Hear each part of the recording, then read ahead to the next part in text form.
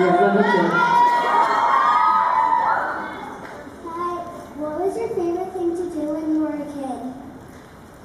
When I was a kid, I did all sorts of arts and crafts. So I did finger weaving with yarn. I would make knot making bracelets. I would color all sorts of things. I used to make purses out of paper. I don't know. I was always making stuff and coloring in coloring books. And I don't know. I was always like doing some kind of arts and crafts somewhere in a corner. So lots and lots of that. Do you do that too? What's your favorite thing to make? Stuff. I don't have a favorite thing. Oh, okay. I got it. Well, I'm glad you like to make arts and crafts too. Thank you. Hi, Nan. Thanks for coming today. What do you think you expect to work with Colin in the future, and if so, what sort of projects would you want to do? Yeah, I'm very confident that we'll work together again. You know, whenever you work with someone that you see eye to eye with and get along with so well, I think that there usually seems to be like a long journey of creative adventures together. So I'd love to direct him in something. I don't know what, but I'd love to direct him in something. Hi, my name's Elaine. Speaking of Once Upon How I Met Your Mother, I really loved you in House. And I want to know what your favorite other projects are outside of Once that you work on. Thanks. I mean, I'm so happy you also liked that show. I was also very much a fan of working on House. I felt like it was a show that changed my life, and I learned so much working on that show, and I love that character. I also really loved working on the film Warrior. I felt like that was a project that I will always be very proud of. I really enjoyed working on the film Some Girls, which is another project that I'm very proud of. And it's not out yet, but I have kind of seen little bits and pieces of it because I did ADR for it. But I'm very pleased with how Backroads has come together. So I'm very excited to see the whole film and to have that put in the world as well. Hi, Jen. From an actor's perspective, watching episodes back, what scene are you most proud of your acting performance? I've honestly, I stopped watching the show somewhere in season 2 just because I started to feel like I was just too close to it. I do a lot better watching things when I have some distance. And I really just haven't had a point to be able to kind of go back and really properly catch up. I mean, I've seen bits and pieces of things here and there, but I haven't really had that kind of like sit down to like watch it collectively, which is why sometimes you guys know things better than I do because you know what got cut out and what stayed, whereas like I only know what we shot. So I sort of owe myself that time to kind of binge watch the whole thing and sort of see it from start to finish. But I think, you know, maybe in the next year or two I'll be in a place where I can sort of have enough space to kind of sit down and look at it a little bit more objectively. Season 1 that you liked? I feel like it was so long ago. I don't know. I mean, I feel like it's hard to have perspective on your own work, I think. You know, I feel like I know I always showed up and I did my best, and I know I always looked to try to be better, and I looked to try to make Emma as full of a person as possible, and to continue to grow, not just as Emma, but as an actor. So I know I tried my best. That's kind of all I can really have perspective on.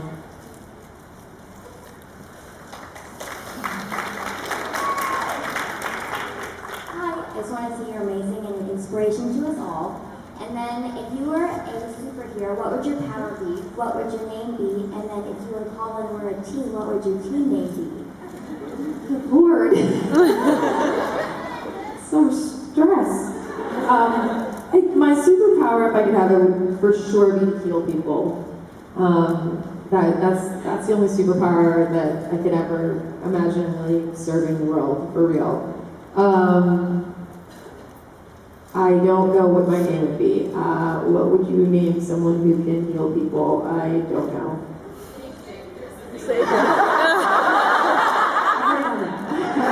That's my checked out the list.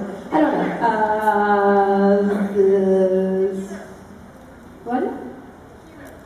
The healer. That's, yeah, I mean, it's not, I'm trying to think of things like Batman and all that stuff. It's like, where do those names come from? I don't know, they do such a good job of naming things. I'm terrible. I really like me to name things. I'm really bad at it.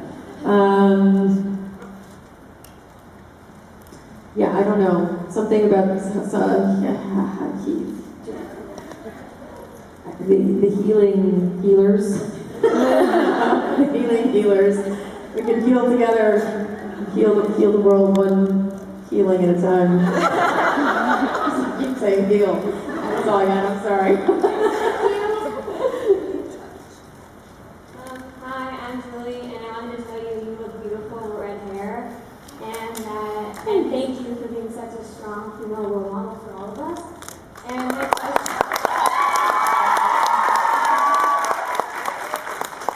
question is, if Emma didn't end up with Hope on the show, who else would she would end up with? Oh God. I mean, there's many different reiterations that could have been possible. You know, obviously her first love was Neil.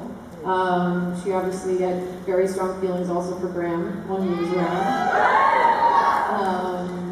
And, you know, obviously people have always seen a really strong connection between Emma and Regina as well. So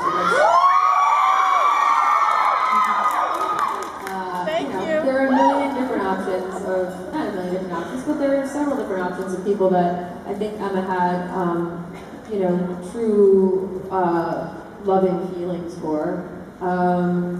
They may not have been, you know, true love the way they wrote Emma and Hope to be, but she definitely had very strong love for all of those characters.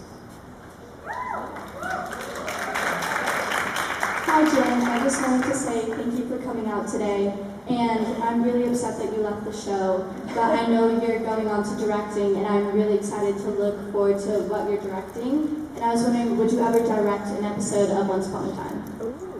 I don't know.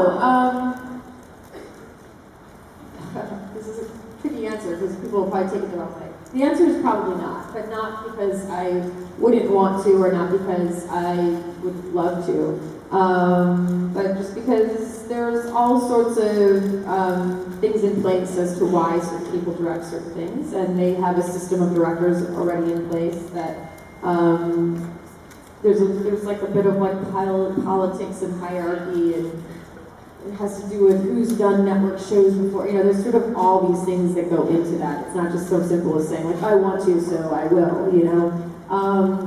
And also because I've spent a lot of years working on television as an actor, and part of what I'm enjoying about directing right now is that, you know, I'm in a position to really try to shape and make the things that I believe in from my own perspective. And when you're directing television, you're really telling someone else's perspective.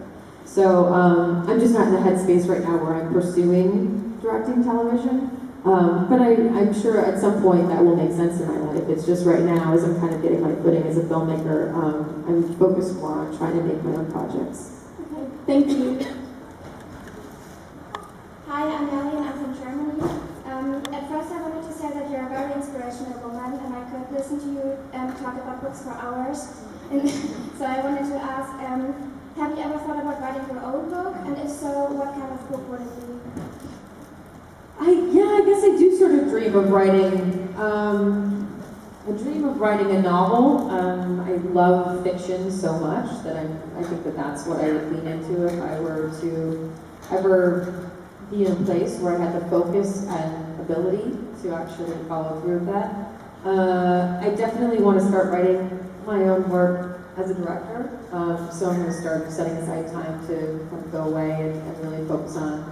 I have an idea for a script, so I'm going to sort of specifically focus on that for now. But who knows? You know, I mean, the future holds many possibilities, so you never know. Hi, I was wondering if you related to Emma's character at all, and if not, how did you get into that character, I guess, mindset? And then also another question, how early on did you, or did the writers tell you that you and Hook were gonna, or Emma and Hook were gonna be, I don't know, true love? True love. I feel like I'm trying to remember. I don't remember the exact moment that they specified that. I feel like it was pretty clear by the end of season 3 that that was the track that we were on from a writing perspective.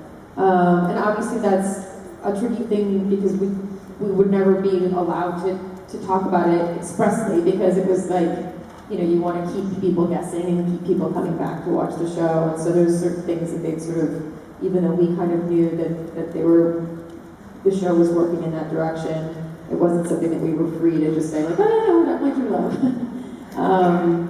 So I feel like it was around the end of season 3 that we were aware that that was in the cards for the journey for Emma and Hook.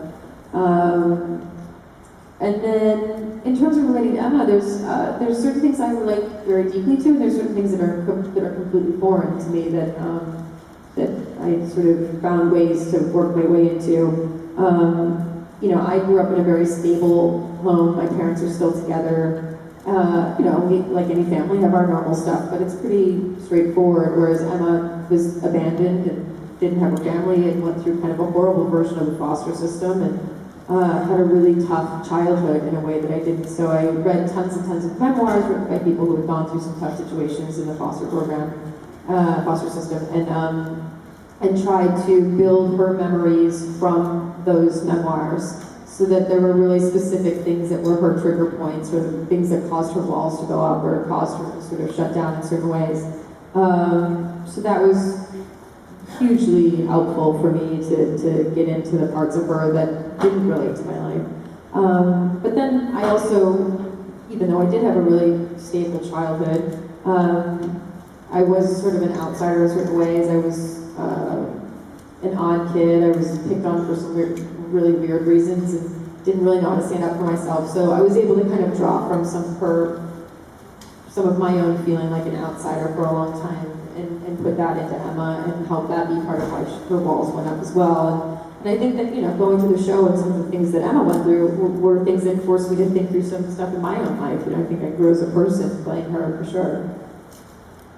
Thank you very much.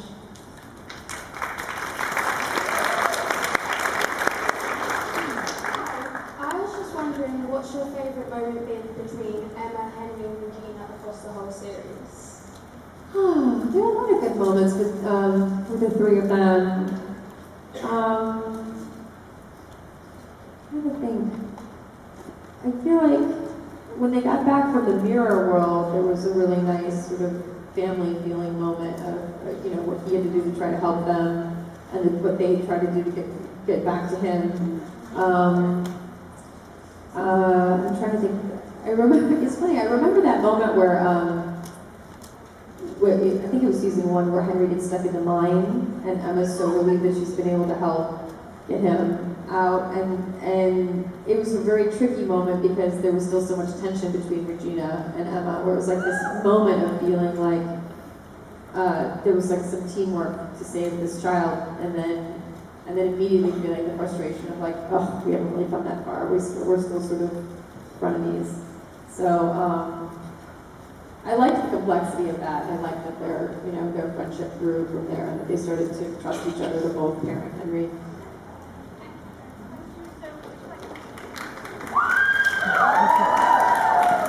Hi, Jennifer. This summer I was fortunate enough to see a screening of Sun Dogs at LA Film Festival, and I just want to tell you it was great. I loved it. And in non-acting, your current kind of non-acting trajectory, would you think about writing your own screenplay or something along those lines?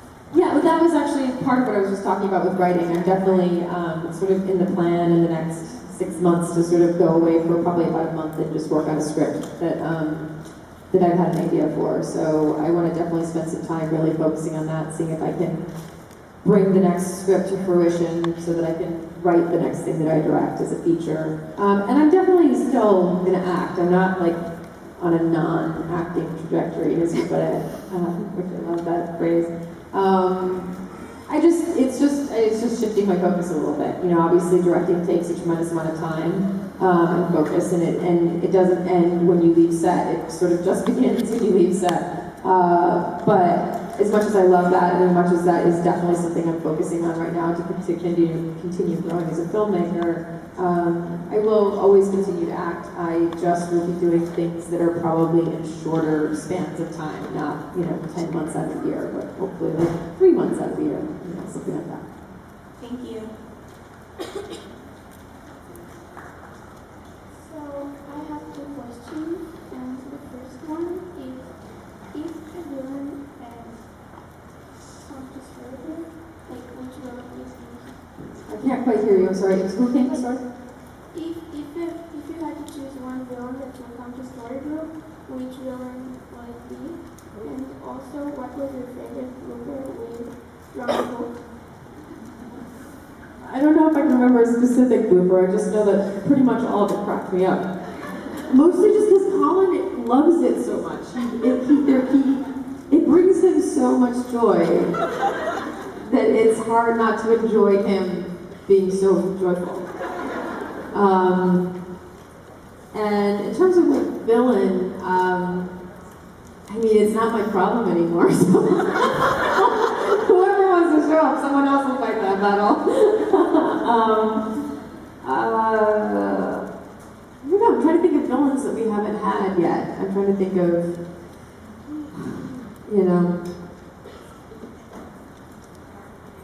who's that? Darth Vader, what a good one, yeah. Star Wars needs to come to storybook. That'd be fun. How about that? Hey, so I just have a quick question. As a kid, I was like more G.I. Joe with a furry princess. So Emma's like this awesome princess. I'm like, hey, it's someone like me. So what was it like kind of putting together this unconventional princess who's still fairy tale, but not really this really, she's kind of, I don't want to say that word, but she's awesome. Like she's a little bit of both. She's like a little bit of G.I. Joe and a little bit of Cinderella. Like she's a little bit of both. It was really fun. I think that a lot of her upbringing informed her toughness in a certain way. I felt like there was a really natural evolution to her ability to survive and to stand up for herself and find her way in the world very, very much alone. And there's something really inspiring about that, but then there's also the damaged side of that, which is someone who has trouble loving and letting people in. So, but oftentimes someone who's having trouble loving and letting people in was initially someone who was so tender and so vulnerable that they had to put their walls up that intensely in order to survive. So I always tried to keep in mind both of those pieces, knowing that if ever her armor was chipped away at, that the vulnerability would be really immense. And so I think that's where that little bit of both comes, is that a lot of her toughness is innately in her, and her strength is innately in her, but a lot of it comes from the situations she had to survive in her life. And then when she does feel that she's safe enough to be vulnerable and open up in certain ways, then you get this really sort of vulnerable, soft, emotional side of someone. And it was fun to constantly be searching for that balance. Fun to kind of find both. Whenever I felt stuck with her and wasn't sure what to do, I'd be like, what would a 14-year-old boy do? It was sort of my litmus test for most of Emma's decisions. Tell her guard feet down. Thank you. Hi, you once said that you believe that success doesn't change people. It only shows or reveals who you really are. What good thing do you think success has revealed to you about yourself? Gosh, I hope that it's revealed that I'm the same person before and after having sort of succeeded according to the terms that the world has applied to the idea of success. I like to think that I'm the same person with you guys as I am with my family, as I am with my friends, as I am with someone I'm in conflict with. I try to be a very even person, and I don't ever want to lose touch with who my parents raised me to be and the kid that I've always been.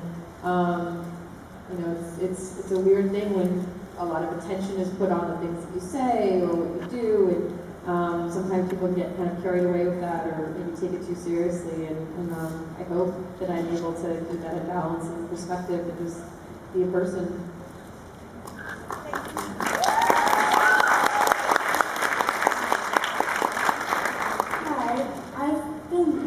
Up to you and Emma since I was 13 years old, and you've always sort of been a light at the end of the tunnel for me. And so I was wondering, whenever you doubted yourself or felt like giving up, what is the one thought that kept you going and working towards where you are today?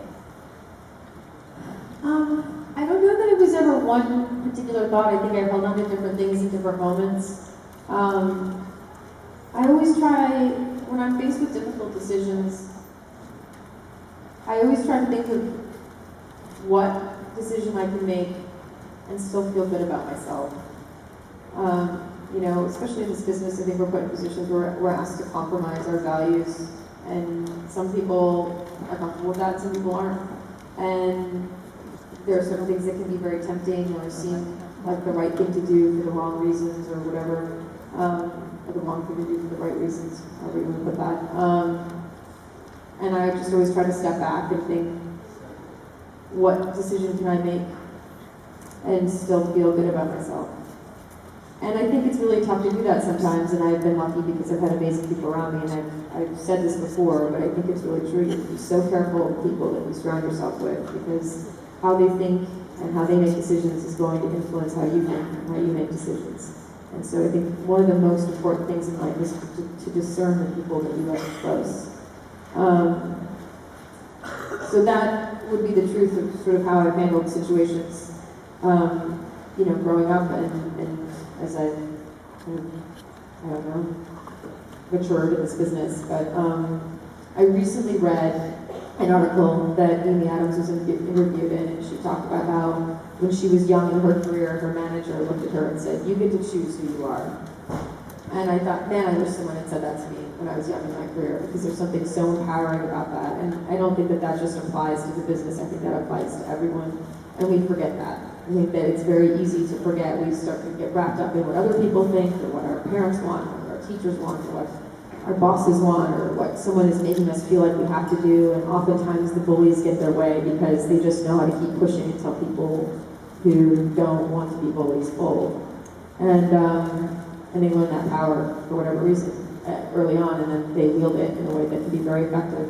And so if you're someone who wants to stand up to that, and you want to sustain your sense of integrity, I think you have to always remember you get to choose who you are. I think that's a really, really powerful thing. Thank you so much. I love you.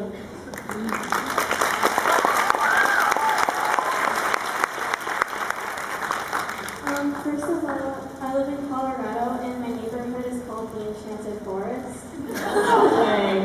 And second, how do you feel about the scene where they're in the underworld and Emma has to choose between her heart and hook, and she chooses hook? Yeah, I loved that scene. I thought that scene showed a tremendous amount of growth for Emma. For all the walls that she'd had up and all the things that she'd gone through and all the sort of fear that she had about loving, the fact that her instinct in that moment was to love, I thought was real growth for her. And I really enjoyed the fact that she was able to kind of cross into that place in her life in a very natural and instinctive way. I love you. I love you too. Is there any scene that you kind of regret the way you did, and if you could do it differently, like what would you do? I wish I had better answers for these. I'm so sorry. Because I don't go back and watch it, I don't really know. I can really only go off of hoping that I've done the best I can do in the moment. You know, what I can tell you, and I can promise everyone, is that I always gave 1,000% every day, and I thought through and rethought through and did the homework and the research and the breaking down and the script and the considering every option, and you know, I went the distance for every scene. You know, you're not really allowed to have a bad day when you're on a television show, because what ends up on camera is for forever. It doesn't go away, and no one's gonna be like, oh, I thought she was quite tired that day. So there's no room to sort of fall back on that. So what I can promise is that I've always tried my best, and I've always given all that I have to give in those decisions. I can't say that I definitely always made the right choices, or that I did, what everyone thinks is right, but I can tell you that I went the distance as far as I knew how to in every moment. What if you were next for a hug? What? Oh, you want a hug? I'm just afraid this is going to start a trend.